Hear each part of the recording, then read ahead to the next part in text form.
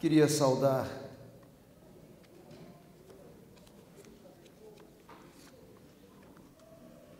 a sua esposa.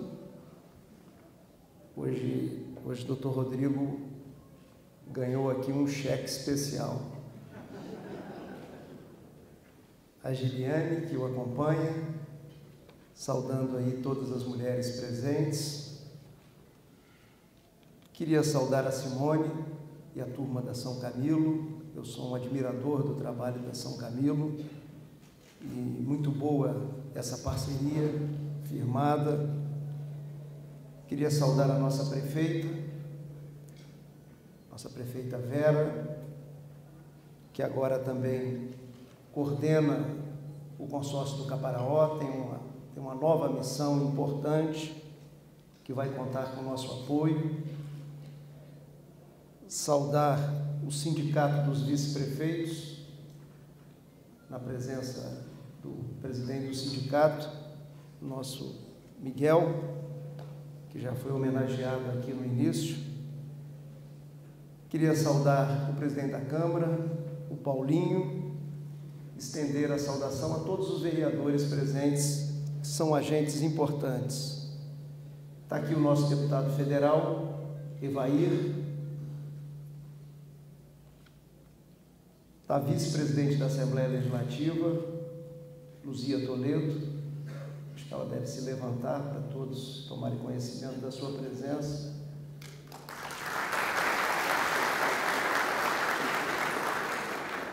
Você agora entendeu por que eu pedi para você se levantar, né? Para a turma te aplaudir, menina. Gostou do menino?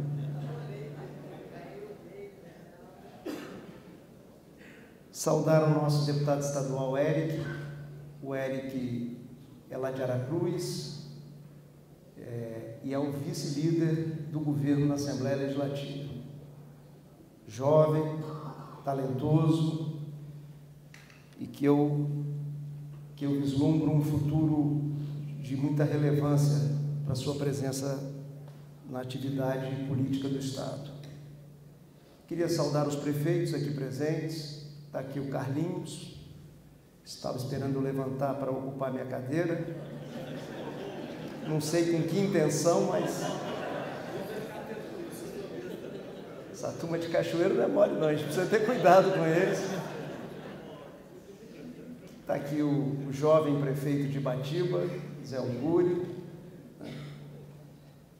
a Liliana, nossa prefeita de Calçado, o Betinho, nosso prefeito de Apiacá, o Baldo, nosso prefeito de Bom Jesus, o Rogerinho, nosso prefeito de Iuna, o Paulinho, nosso prefeito de Muniz Freire. Enfim, saudar as lideranças, também os ex-prefeitos aqui presentes. Está me acompanhando o Tenente Coronel Ferrari, que está ali de camisa grená. Deve ser torcedor da Desportiva. Queria saudar o Tenente Xavier, está lá, comanda a nossa companhia, o Sargento Tavares, do Tiro de Guerra, o Pastor Luiz, eu queria saudar todos os religiosos aqui presentes, a Sayonara, representante da nossa Superintendência Regional de Educação.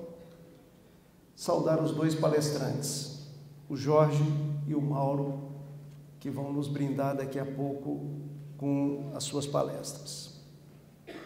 Saudar a todos.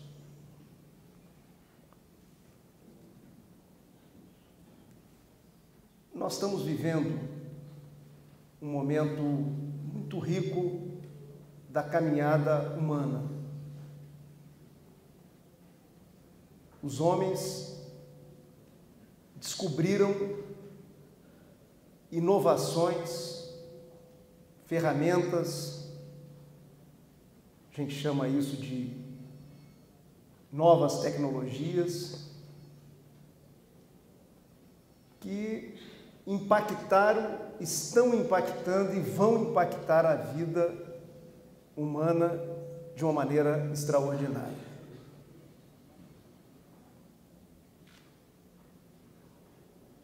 Se a gente pensar o que era a nossa vida antes do computador e depois do computador, a gente vai entender o impacto desse avanço do conhecimento humano na caminhada civilizatória. Mas se a gente tentar entender o que era a vida humana antes de você ligar esses computadores numa rede, que virou a rede mundial de computadores, e depois de você ter uma rede mundial de computadores, é uma revolução brutal. Sim. Vocês imaginam assim, só um elemento importante, quer dizer, a produtividade do trabalho humano, o que mudou a partir do computador e da rede mundial de computadores. O impacto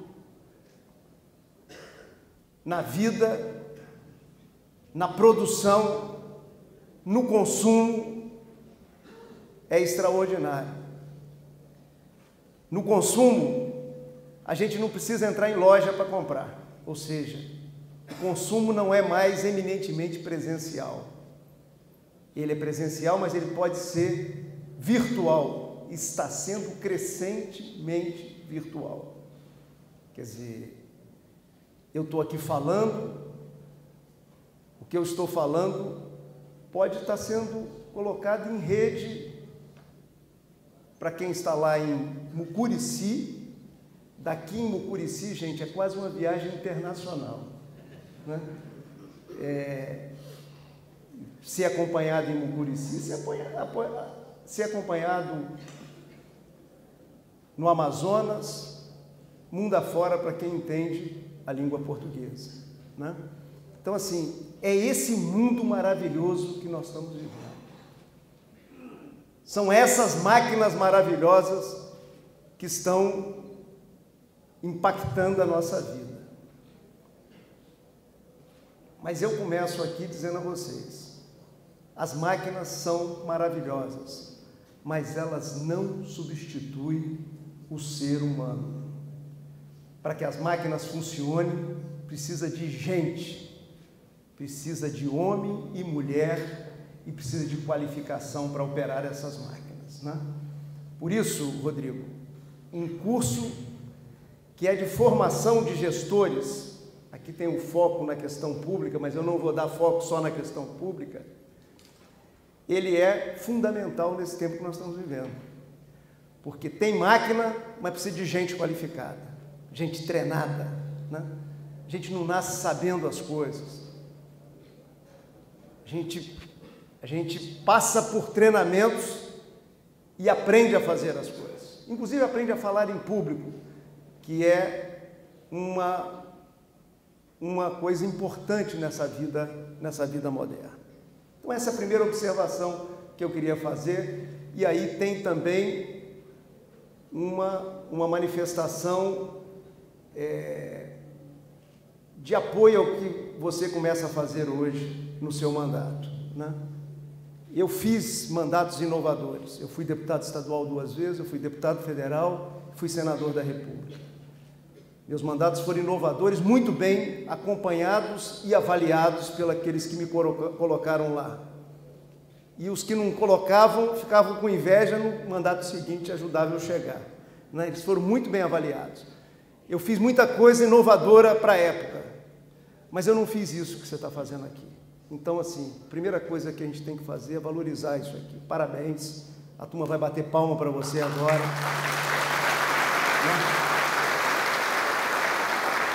Porque eu vou repetir o slogan-chave, a gente precisa de quadros qualificados. Quadro é coisa da minha época, né? Que eu venho lá da militância de esquerda, a gente preparava quadros para a militância de esquerda na época lá do movimento estudantil e assim por diante. Nós precisamos de quadros qualificados, de gente qualificada, de líderes com boa formação, tá certo? Então, assim, parabéns. Eu acho que o evento vai percorrer vários municípios, e você tem aí, ancorando esse trabalho, uma instituição muito qualificada que é a São Camilo, que já nos prestou, no meu mandato anterior, serviços muito importantes, né? Então, essa é a primeira observação. Segunda observação é em relação à liderança, né? Se nós precisamos, nesse mundo que nós estamos vivendo, de gente qualificada, nós estamos dizendo que nós precisamos de pessoas com atitude. Nós precisamos de pessoas que tenham capacidade de entender o que está se passando no presente, de olhar para frente e ver as possibilidades futuras, ou seja, desenhar caminhos e liderar o processo. Liderar antigamente era muito diferente do que é agora e do que vai sendo nos próximos anos e décadas. Liderar há tempos atrás, era mais ou menos a visão de quem manda quem pode, obedece quem tem juízo, né? Era uma coisa hierárquica. Liderar agora não tem nada a ver com isso e cada vez menos. Liderar é ter muito mais capacidade de ouvir do que de falar. Liderar é ter a capacidade de convencer as pessoas de um caminho. E uma vez trabalhando o convencimento, motivá-las e mobilizá-las numa direção. Isso é o meu conceito de liderança desse tempo que nós estamos vivendo, né? Quer dizer, é um trabalho diferenciado. O gestor público, na minha visão, ele é um líder. O gestor público é um líder. Esteja ele numa repartição de uma prefeitura, seja ele um diretor de uma empresa pública, seja ele um secretário de Estado, um ministro de Estado e assim por diante, né? E aí eu volto a dizer a vocês, assim, meu conceito de liderança é esse, e o bom líder não é o homem do improviso. Não é o homem nem a mulher do achismo. O improviso e o achismo, na minha visão, não tem lugar nesse mundo que nós estamos vivendo. O que tem lugar é a organização, é o método. Se eu tenho um problema para resolver, o primeiro desafio é conhecer o problema. Conhecer o problema profundamente, com dados, com informações, para que eu possa ver o encaminhamento que eu vou dar em relação a esse problema. Não dá para improvisar. Por isso que eu acredito no planejamento.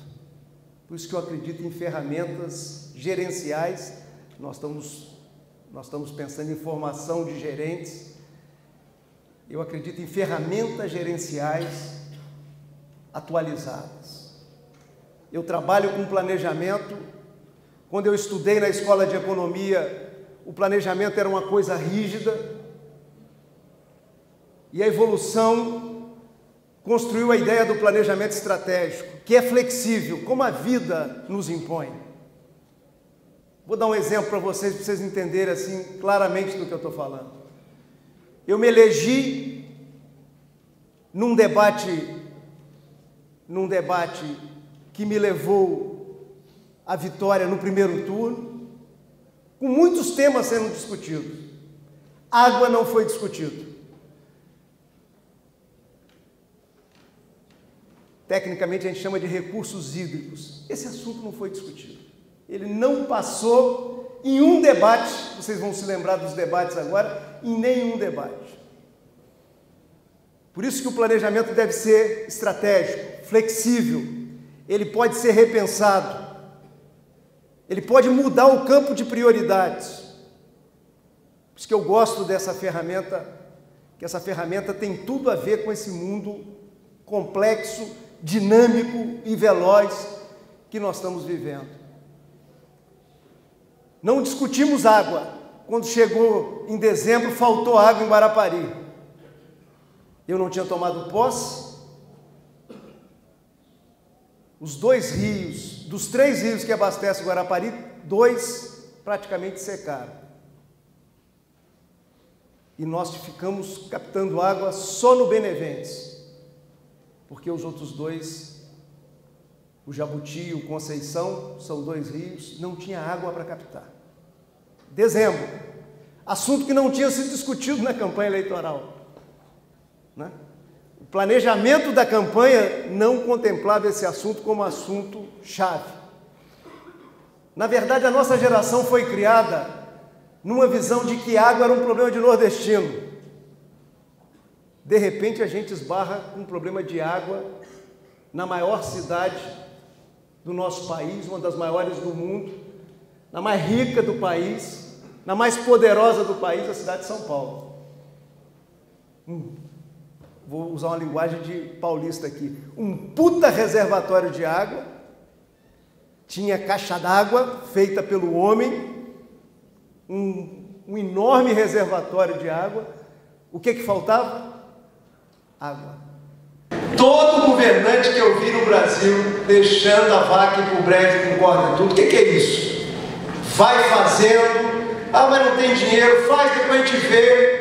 Sabe, o que acontece? Daqui a pouco a folha de pagamento não tem os recursos para cobrir.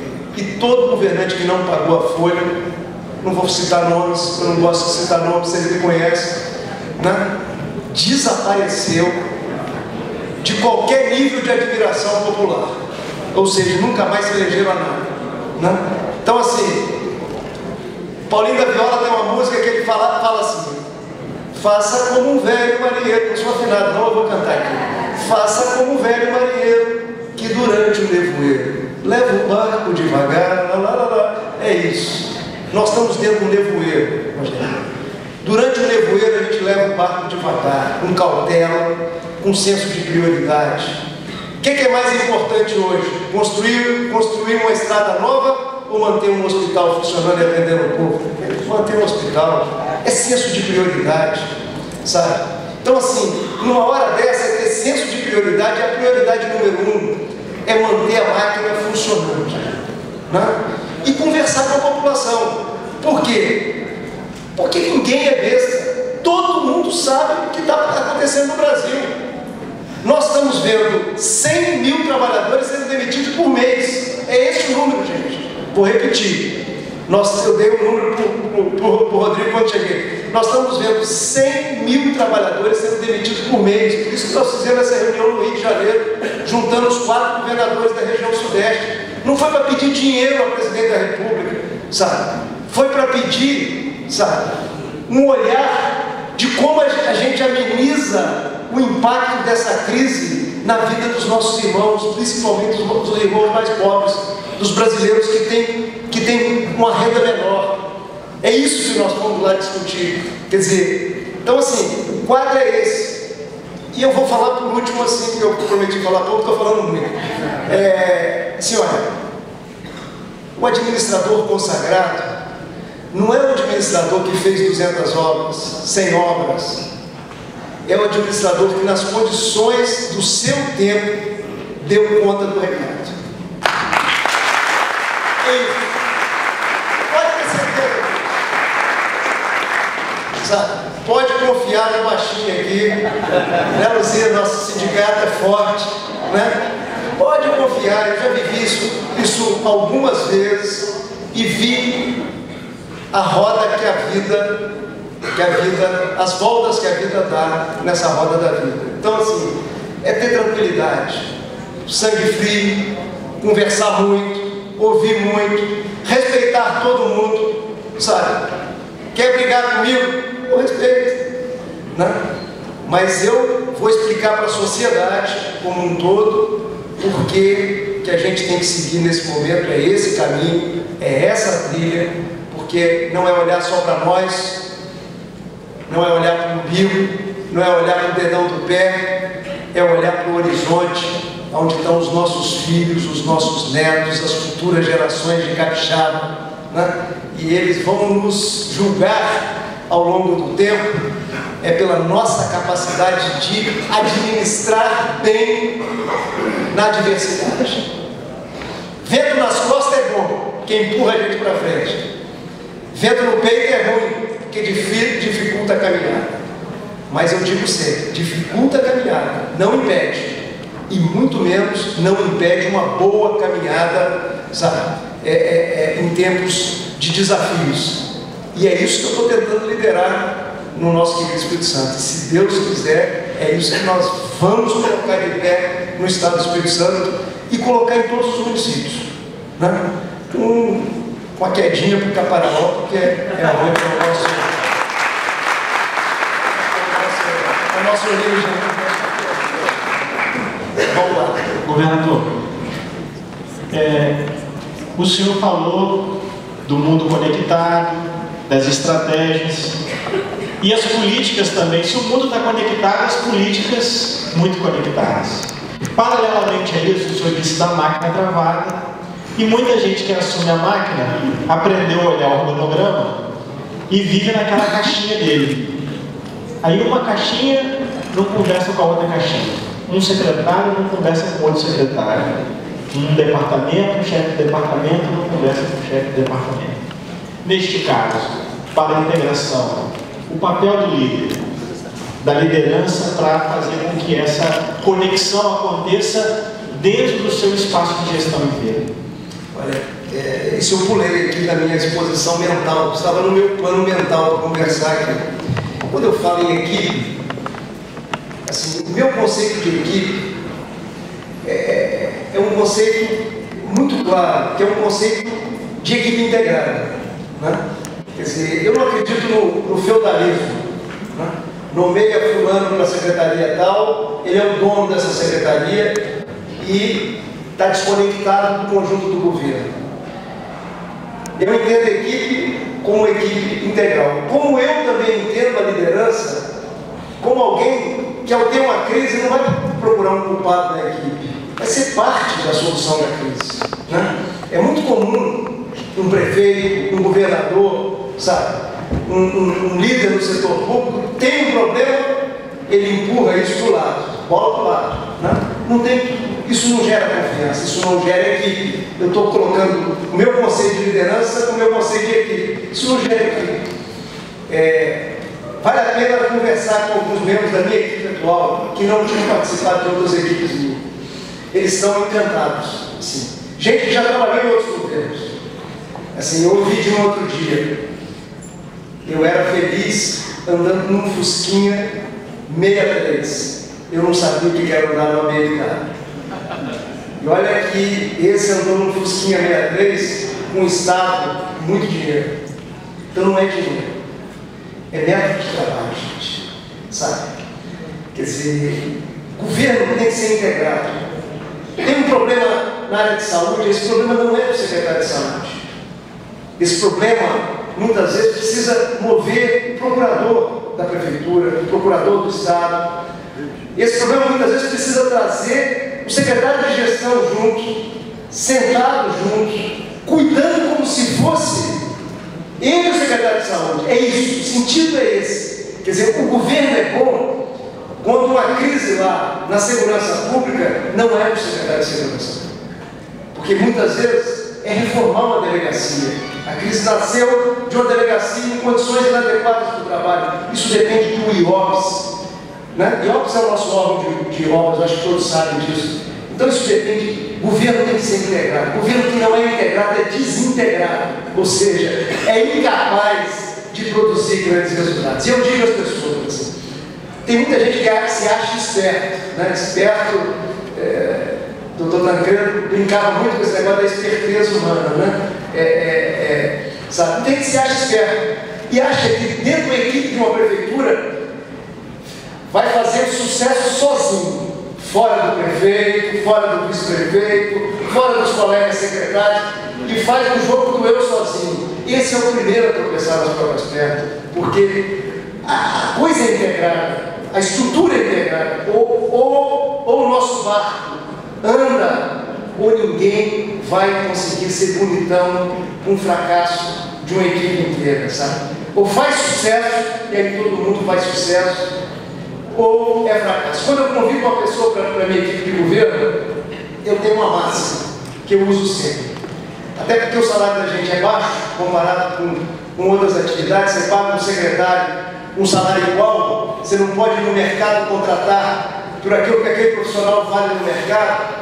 Muitas vezes você tem que usar um subterfúgio de pegar um funcionário da Petrobras. Que absurdo é a legislação do país. Eu posso pagar um funcionário da Petrobras tudo que ele custa para a Petrobras, mas eu não posso ir no mercado e contratar um secretário pelo que ele vale no mercado, porque ele vai valer na minha equipe em termos de economia, em termos de eficiência e em termos de resultados. Que coisa maluca, mas é isso que a gente vive. Mas eu, quando chamo uma pessoa da minha equipe, eu tenho uma máxima que é repetida sempre, né? Carlinhos já participou da minha equipe e ouviu falar isso. Vamos trabalhar em grupo, nada de individualismo, isso, aquilo, outro. As regras são essas. Agora, meu objetivo é que você saia do meu governo com um currículo muito melhor do que você, que amanhã, se você precisar de uma nova função no setor público ou na vida privada, você vai ter um currículo melhor. E olha quem passou comigo e aonde eles estão. E vai ver que, graças a Deus, a não ser os que quiseram fazer sucesso sozinhos, ficaram pelo meio do caminho, né? Aqueles que foram de equipe, de time, que lutaram junto com a gente, que estavam junto ali na doença, na dificuldade, na hora que tem um problema batendo na nossa porta, mas estava junto também na hora de sorrir, comemorar as vitórias e assim por diante. Você pode olhar que essa turma hoje tem gente muito bem colocada na iniciativa privada, gente muito bem colocada no setor público, uns já foram ministros de Estado e assim por diante. Então, assim, eu digo, olha, eu faço governo como administração e como escola de governo. É assim que eu faço governo. Eu acho que governo é um lugar para treinar, para a gente aprender, né? Isso que nós estamos fazendo aqui, graças à ideia do Rodrigo, né? Nós estamos fazendo aqui, é um lugar para a gente aprender, para a gente aprender com o outro, para a gente saber que ninguém sabe tudo, né? Por que eu consigo montar 12 equipes? Porque eu procuro gente que sabe mais do que eu na área específica que ele vai tocar. Igual a mim, pode até ajudar. Se souber menos do que eu, seguramente não vai me assessorar. E de bajulador, o setor público brasileiro já perdeu tempo demais. Então, nós precisamos de assessor e não de atleta. Eu não sou médico, mas eu prescrevo para quem me pergunta, porque eu acho que aí a gente tem mais chance de se distanciar do fracasso e se aproximar do sucesso e das realizações e das entregas que a população espera da gente. Bom dia a todos. Bom dia. Governador, o senhor é um grande exemplo, é a grande contribuição que o Espírito Santo tem para inspirar os políticos do Brasil. É a prova de que o trabalho em equipe, que a competência, que o bom planejamento são capazes de superar os mais tardios. E o senhor é um farol para o Brasil e nós esperamos que o Iguaçu possa contribuir com a qualidade da sua gestão. Eu falo como iniciativa privada e como sociedade civil organizada. E acho que um instrumento importante agora, nesse momento, é a gente, como o senhor usou muito, oportuno na palestra, estreitar os canais entre a iniciativa privada, o poder público e os órgãos consultivos, SEBRAE, IEMA, FINDES e outros tantos mais. E eu queria externar para o senhor uma experiência fantástica que nós estamos construindo aqui em Iguaçu e que acredito que seja muito útil para o nosso governo. Nós nos unimos via WhatsApp com a Prefeitura, logo que soube do projeto, abraçou imediatamente nossa prefeita, nosso secretário de Planejamento, secretário de Obras, e criamos um grupo de geração. Gerar ações capazes de transformar, de reativar a economia do município de Iguaçu. E é um grande guarda-chuva sobre o qual cabem diversos projetos de utilidade social, de utilidade econômica, que promovam o crescimento. Então, criamos células, funciona com células, sem burocracia, sem estatuto, sem formalidade. É um grupo de boa vontade. Pessoas se unem com objetivos comuns e propósitos específicos. Então, a primeira célula era da construção civil. Nós reunimos os donos dos loteamentos em elaboração em Iguaçuí. Procuramos descobrir quais os entraves. Acreditamos que a construção civil é um tremendo instrumento para a promoção do desenvolvimento. E dessa discussão já surgiu a discussão do PDN. A Prefeitura já abraçou, nós já estamos reformulando o nosso PDN, uma porção de coisas de distorções. Muito na linha do que o senhor falou, aí entraram arquitetos, engenheiros, engenheiros ambientais, nosso secretário de Meio Ambiente. Então, por exemplo, tem várias discussões interessantes para serem replicadas. A proposta de isenção de IPTU para quem aproveite a água da chuva, desonera estímulos fiscais para as boas práticas, né? Eu fiquei surpreso quando ontem chegou lá no Edical um amigo meu de São Paulo, que por sinal é secretário de um presidente de uma empresa de tubos, a terceira, Tigre, Amanco, e essa Carplastic, e viu lá no Facebook a ideia do grupo, falou que fantástico, então vocês estão montando loteamento, estão preocupados com o saneamento, tratar o esgoto da cidade, trouxe o cartão do diretor da empresa que gostou da ideia e quer participar. Na área de educação, na cidade digital, qualificar os jovens com mídias eletrônicas e comércio eletrônico. Quando existe de mercadoria nos diversos comércios do Iguaçuí, que a gente pode estar trabalhando via CIE, aí os órgãos, né, SEBRAE, com empreendedorismo, para botar os nossos produtos na internet. Na área de agricultura, a discussão, o Iguaçuí tem que ter marcas locais e cafés especiais. Não dá para produzir commodity vai produzir em Goiás. Nós temos que trabalhar a cadeia de valor do produto. Nós temos que ter o café orgânico e que o mundo saiba que esse café tem um valor diferenciado. Agricultura orgânica. Então a gente espera poder estar contribuindo com o seu trabalho e estar passando para o senhor essas iniciativas aí. Você espera ser um farol para o senhor ajudar a mudar o Brasil. Parabéns, hein? É isso aí. Você colocou questões concretas da minha reflexão aqui. Eu só posso dar parabéns. Acho que tem que responder, né? É isso aí. Quando a gente teve a crise hídrica em dezembro, a primeira coisa que a gente fez foi montar com a equipe que eu estava articulando um grupo do WhatsApp. Nós trabalhamos a crise hídrica fora do governo e depois dentro do governo, esse grupo existe até hoje. Se você entrar lá, você sabe qual é a vazão do Jucu agora. Né? Nós passamos a ter controle da vazão do Jucu, do Santa Maria e assim por diante. É esse o mundo que nós estamos vivendo. Ele tem obstáculos? Ele cria, de vez em quando, umas situações difíceis para a humanidade, cria. Por exemplo, as crises, elas são sucessivas, sabe? E as crises são globais. Né? Isso é fruto da integração. Tem também dificuldade, né? Tem níveis de pobreza aumentando no mundo afora. Isso tem que ser pensado. Mas são ferramentas que abrem possibilidades que nós não tínhamos no passado muito próximo. E nós precisamos potencializar, como vocês estão fazendo aqui. Você imagina, assim, o céu é o limite. E nós precisamos botar isso na nossa cuca. O céu é o limite, né? Em todas as matérias. Imagina o atraso educacional que nós temos em termos de ensino básico, ensino do português, da matemática. Como que as novas tecnologias, como que essas ferramentas agora nos permitem recuperar o tempo perdido. Se vamos recuperar ou não, depende da gente, né? Mas tem as ferramentas e nós precisamos usá-las. Vamos lá? Governador, bom dia. Bom dia. E realmente, como diz o colega, é extremamente prazeroso ouvir a sua palestra. Meu nome é Nelson Morguete, eu sou secretário de Desenvolvimento do município de Piúma. Quer dizer que é inquestionável que o planejamento e Você sabe que para nós Piúma faz parte do Caparaó. E é uma região que vai produzir muito para o nosso estado. Para nós é inquestionável, governador, que o planejamento e a gestão é fundamental para que o governo realmente faça a sua parte na sociedade. Mas também é fundamental que tenha recurso. E a gente percebe, eu falo de todos os gestores, eu falo de todo cidadão contribuinte também.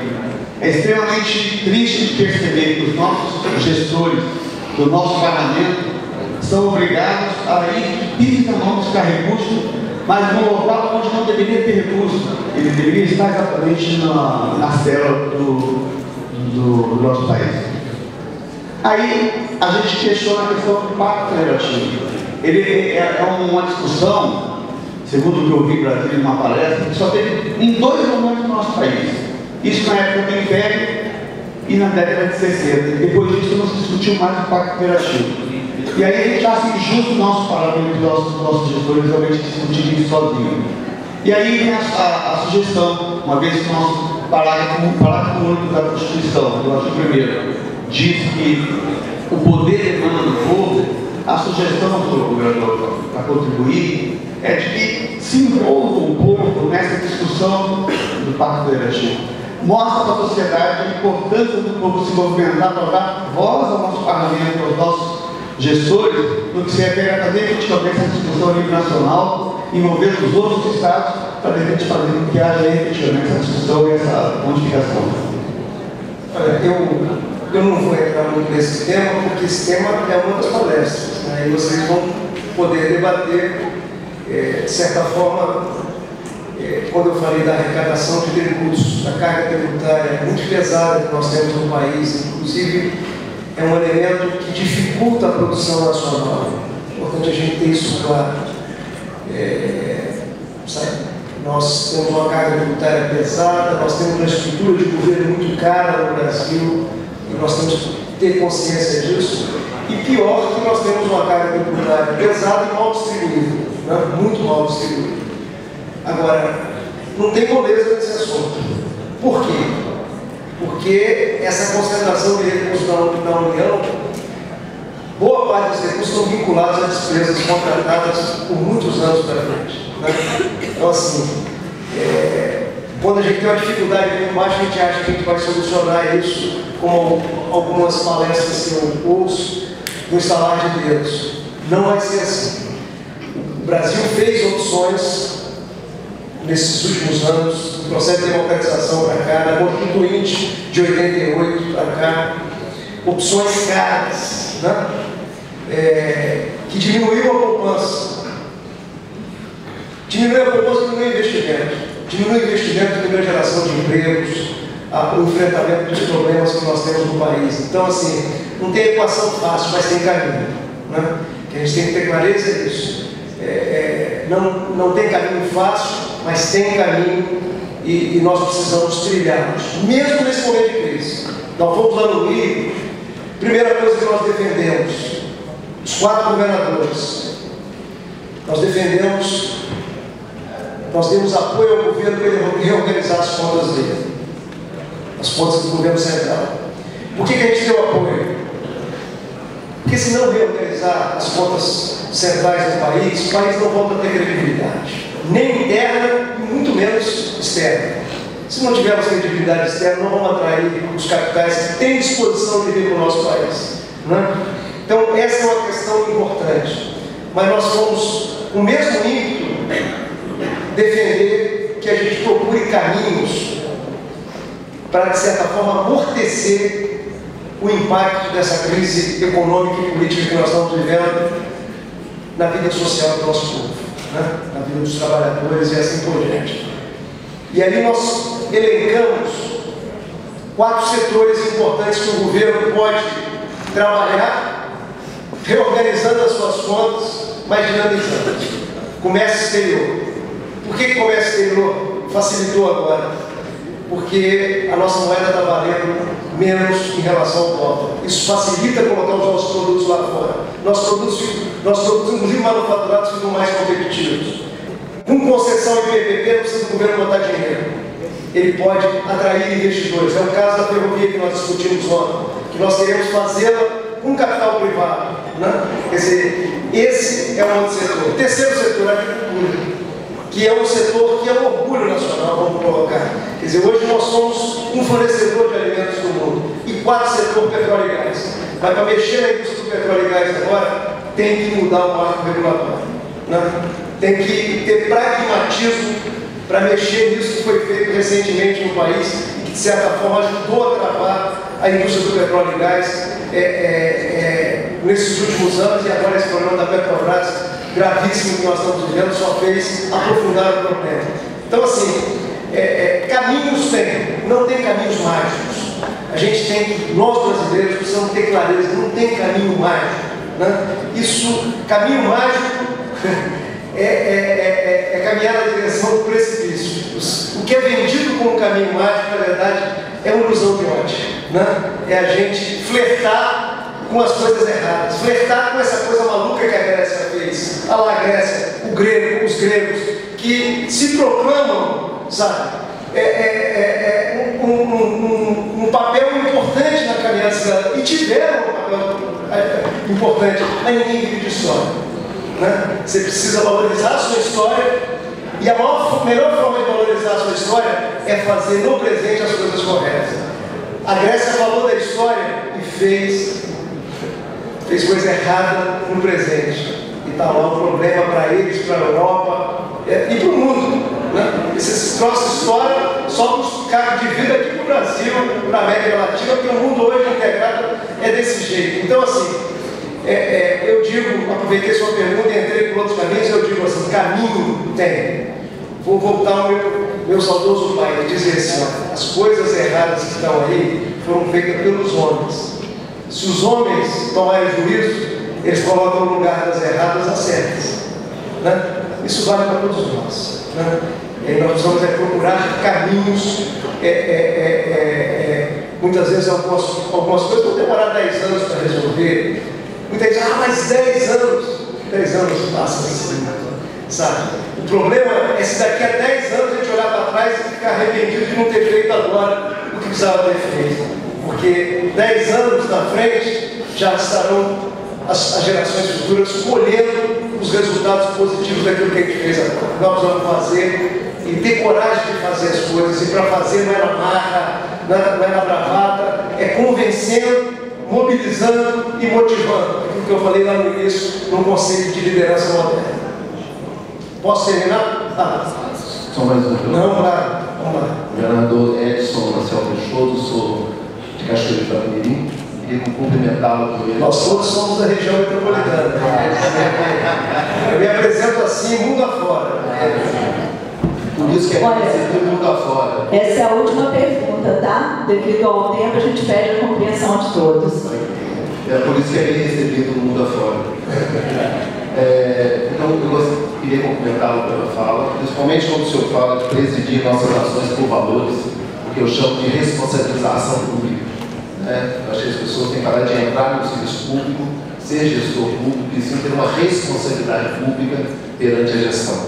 Mas eu queria falar um pouco, rapidinho, se o senhor falasse mais para nós. Nós viemos de uma democracia direta que passou para representativa, que se conjugou com a participativa e que hoje estamos no que o senhor coloca como, se o senhor puder usar essas suas palavras, como uma democracia virtual.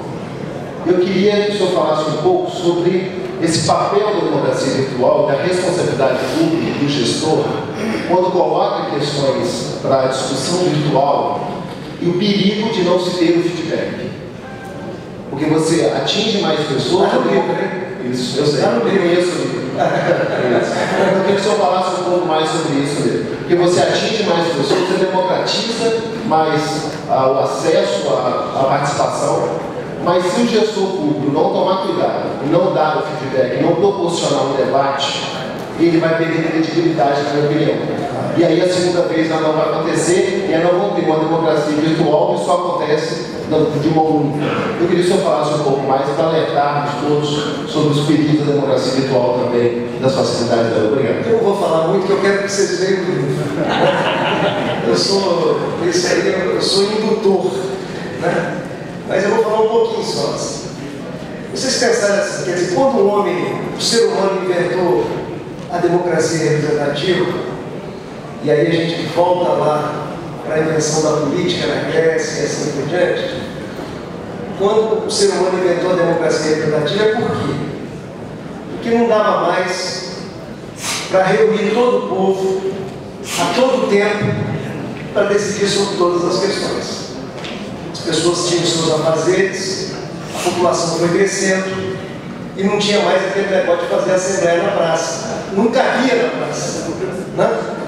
Então, assim, aí a engenhosidade humana criou a democracia representativa. Eu elejo alguém para representar um conjunto de pessoas no parlamento, no executivo. Aí são as formas, os desenhos que o poder foi assumindo. Né?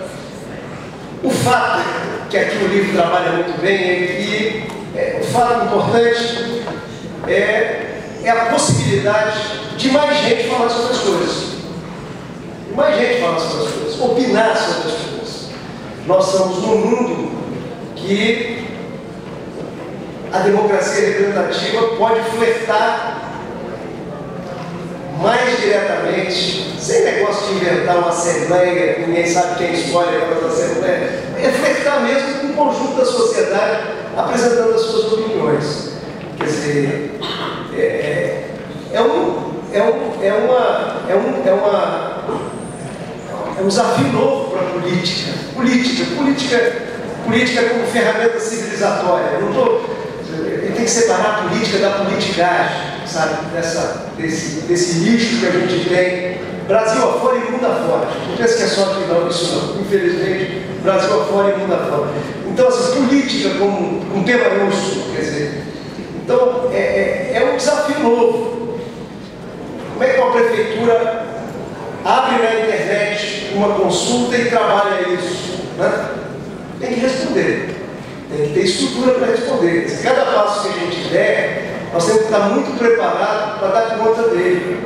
Responder não é o cara falar assim, calça minha rua, e você fala assim, calço. Pode responder dizendo por que não é possível calçar nesse momento. E explicar porque o prefeito, o secretário, não é dono do que ele está administrando. Isso é uma coisa pública, que pertence ao cidadão, que entende as coisas. Né? Tem coisa que não é possível agora, mas que é possível daqui a 2 anos, daqui a 1 ano. É a evolução do processo. Eu tenho um exemplo aqui, mas eu acho muito importante que toda conexão com essas novas possibilidades, elas não caem no vazio. É isso que você falou aí. Mas a reflexão aqui do livro está muito legal, eu vou deixar vocês por conta do livro. Depois vocês me chamam para um outro momento do programa de formação. Vamos debater o livro agora, aí eu volto e a gente debate o livro. Posso despedir de vocês? Olha, gente, estou feliz de estar aqui com vocês, como falei no início. Quero parabenizar aí o Rodrigo, a São Camilo, né, por esse evento de formação.